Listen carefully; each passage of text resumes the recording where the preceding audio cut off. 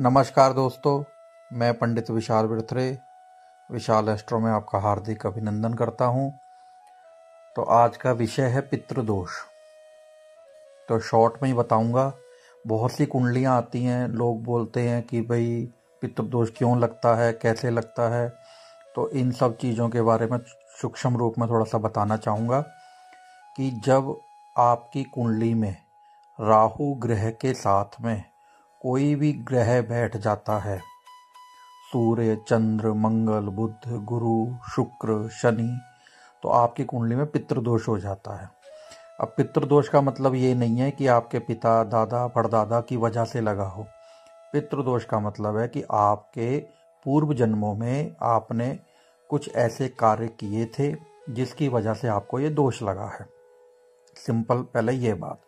दूसरा कि जिस ग्रह से संबंधित लगा होता है उस तरह के व्यक्तियों के साथ में, संबंधियों के साथ में आपने कुछ गलत काम किया होता है, जिसकी वजह से वह दोष आपकी कुंडली में दिखते हैं कि अब जो ये जन्म मिला है इसमें इस दोषों को दूर कर लो, जिससे आने वाला जन्म भी आपका सुखमय रहे।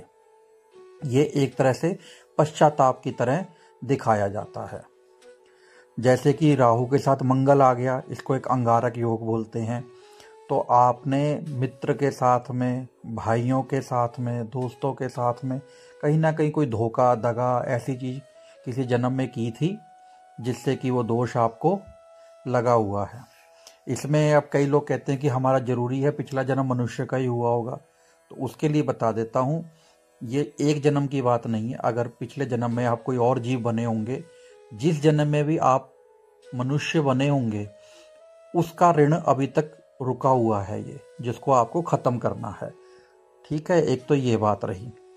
और इस जन्म में ऐसे लोग आपको जरूर मिलेंगे जिनका आपने पिछले जन्म में गलत कार्य किया होगा। बृहस्पति राहु इकट्ठे हो जाए तो गुरु चंडाल योग। आपने गुरु के साथ में, बुजुर्गों के साथ में, है ना, कुछ गलत कार्य किया होगा जिसकी वजह से दोष लगा है। अब गड़बड़ क्या होती है कुंडलियों में, छोटी सी उदाहरण दे देता हूँ। जैसे कि आपकी कुंडली में अंगारक योग है, ठीक है, और आपकी कुंडली है, मान लीजिए कन्या लगन की कुंडली है, तो मंगल का दोष लगा है, तो 3 स्थान इफेक्टिव होंगे। एक तो जिस स्थान पर वो दोष बना हुआ है, 12 घर होते हैं ना कुंडली में, और मंगल की दोनों राशियां, यानी मेष राशि जिस घर में होगी, जैसे कन्या लगन है तो कन्या लगन के लिए 3रा हाउस, तो पराक्रम की कमी होगी, एफर्ट करने पे सक्सेस नहीं मिलेगा।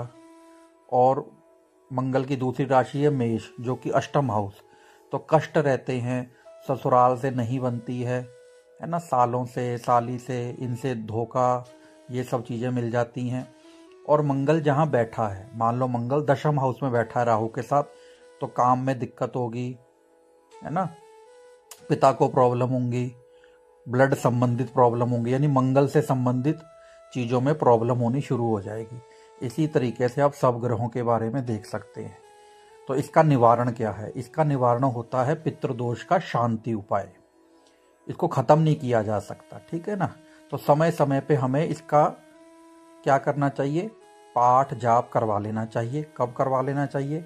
अमावस का दिन होता है, पंचमी का दिन होता है, किसी ग्रहण का दिन होता है, या बहुत ज़्यादा खराब आ रही हो तो कभी भी किया जा सकता है। इसको करने से वह दोष शांत हो जाता है।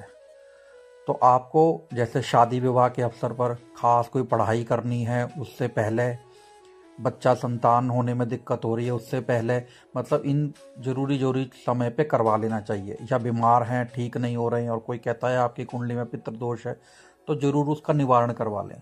कई लोग क्या करते हैं कि एक बार पूजा करवाते हैं, फिर बोलते हैं कि हमने पूजा करवा ली है, अब हमारा वो ख़त्म हो गया। देखिए, ख़त्म नहीं होगा, ये पूरी ज़िंदगी जो आपको ये लाइफ मिली है, इसमें वह पितृदोष रहता है।